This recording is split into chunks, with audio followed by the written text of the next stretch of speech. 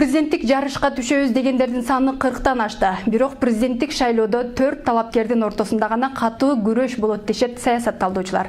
Алар алдыңкы сапта келе жаткан Бакыт Төрөбаев, Өмүрбек Бабанов, Темир Сариев жана Сооронбай Жээнбеков. Бул жолу идеялар менен программалардын эмес, административдик ресурс менен добуш сатуу алуулардын ортосунда күрөш болот деп болжолдошот серепчилер. Бул туурасында кабарчыбыздын материалы.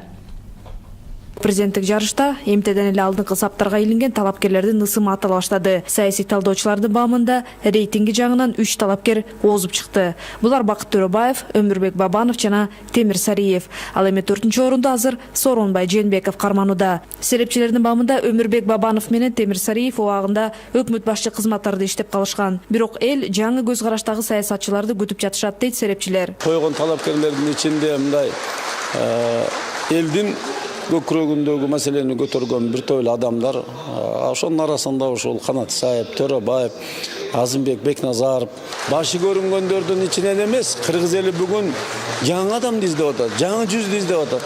Мүмкүн тагдыр буйрук буга чейин эл журт биле бербеген, бирок күчтүү ишнес келип калышы деле мүмкүн.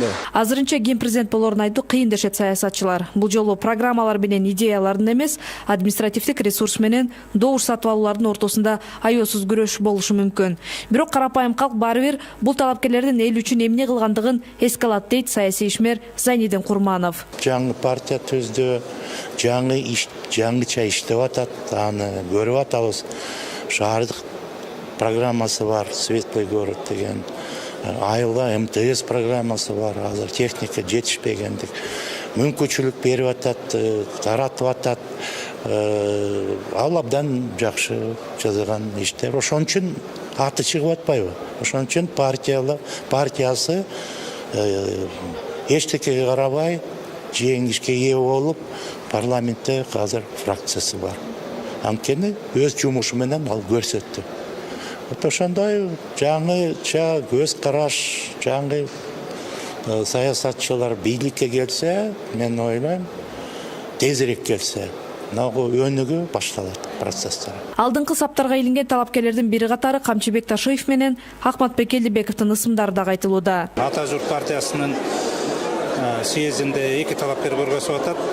Бул дагы мүмкүн бара-бара шайлоого жакындаганда бирөө калып, бирөө талапкерлигин алат болуш керек да. Себеби бир партиядан 2 талапкер чыгып, бул өзүнүн шайлоочуларынын добушун бөлүшү мүмкүн да. Ошондуктан булар бир өзлөрүнүн бир тактикалык планы болуш керек. Люди мира элдер аралык коомдук бирикмеси бир гана Кыргызстанда эмес, Америка, Париж, Германия, Москва, Туркия сыяктуу дүйнөнүн 8 өлкөсүндө дагы алдыдагы президенттик шайлоодо кимди колдойсуз деп мекендештердин арасында көз карандысыз сурамжылоо жүргүзүп көрүшкөн. Анын жыйынтыгында 50 000 адам суралып, жогоруда аты аталган 4 талапкер алдыда келе жаткандыгы маалым болгон. Допустим, вот у Бакыта Төрөбаева хорошие позиции в Красноярске. На территории России есть у него определенные позиции, которые дают возможность ему там набрать определенные голоса. Есть неплохие позиции на юге, по Джалабадской области, по Ошской области, по городу Джалалабад. По городу Бишкек есть тоже определенные позиции. Очень много людей говорят о том, что не пойдут голосовать по причине того, что не верят никому. К сожалению, эта проблема есть. Эл аралык уюмдардын жүргүзгөн сурамжылоолоруна таянсак, Сооронбай Жээнбеков дагы алдыңкы талапкерлердин ичинде. Бирок аны көбү азыр өкмөт башчы болуп турган үчүн колдоп жатышат деген ойдо. Сооронбай Жээнбеков премьер-министрлик кызматын өткөрүп берери менен анын рейтинги мындан дагы ылдый түшүп кетиши мүмкүн дешет эксперттер.